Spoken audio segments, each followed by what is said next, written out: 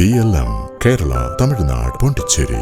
CPM സംസ്ഥാന secretary MV ഗോവിന്ദനെ അതിരൂക്ഷമായി കടന്നാക്രമിച്ച് G Sudhakaran MLA. Govindan ഒരു സൈദ്ധാന്തികനാണെന്നത് വെറും പ്രചാരണം മാത്രമാണ്. ഗോവിന്ദൻ സൈദ്ധാന്തികമായും പ്രായോഗികമായും ഒരു വർഗവഞ്ചകനാണെന്നും അദ്ദേഹം അടിയന്തരമായി സെക്രട്ടറി സ്ഥാനം രാജിവെക്കണമെന്നും സുധാകരൻ ആവശ്യപ്പെടുന്നു.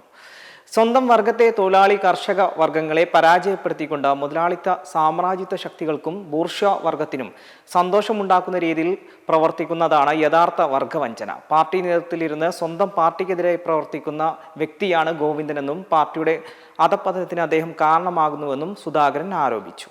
സ്വന്തം ജില്ലയായ കണ്ണൂരിൽ 5 സീറ്റുകളിൽ UDF വിജയിച്ചിട്ടും അദ്ദേഹത്തിന് യാതൊരു ഉളുപ്പുമില്ലെന്നും സുധാകരൻ പരിഹസിച്ചു. ഇത്രയും വലിയ തിരിച്ചടിയുണ്ടായിട്ടും സ്ഥാനമൊഴിയാൻ തയ്യാറാകാത്ത ഗോവിന്ദൻ ആ കസേരയിലിരിക്കാൻ യോഗ്യനല്ലെന്നും പാർട്ടി അദ്ദേഹത്തെ പുറത്താക്കണമെന്നും അദ്ദേഹം ആവശ്യപ്പെടുന്നുണ്ട്. താൻ പാർട്ടി മെമ്പർഷിപ്പ് പുതുക്കാതിരുന്നത് സ്വന്തം ഇഷ്ടപ്രകാരമാണ്. അതിൽ മറ്റ് രാഷ്ട്രീയ കാരണങ്ങൾ ഇല്ലെന്നും അദ്ദേഹം വ്യക്തമാക്കി.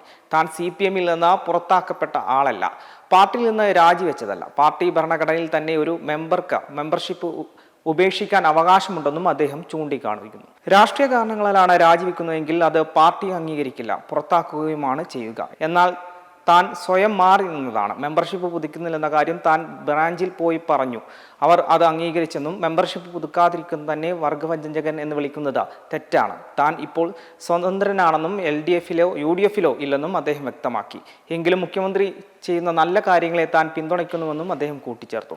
അതേസമയം MV ഗോവിന്ദനെ കണക്കറ്റ് വിമർശിച്ചെങ്കിലും പ്രതിപക്ഷ നേതാവ് പിണറായി വിജയനെ അതേപോലെ കാണാൻ സുധാകരൻ തയ്യാറായില്ല. പിണറായി വിജയൻ കേരളത്തിലെ പവർഫുള്ളായ രാഷ്ട്രീയ നേതാവായിരുന്നുവെന്നും അദ്ദേഹത്തിൻ്റെ കരുത്തിന് ഇപ്പോഴും കുറവൊന്നുമില്ലെന്നും G സുധാകരൻ പറഞ്ഞു.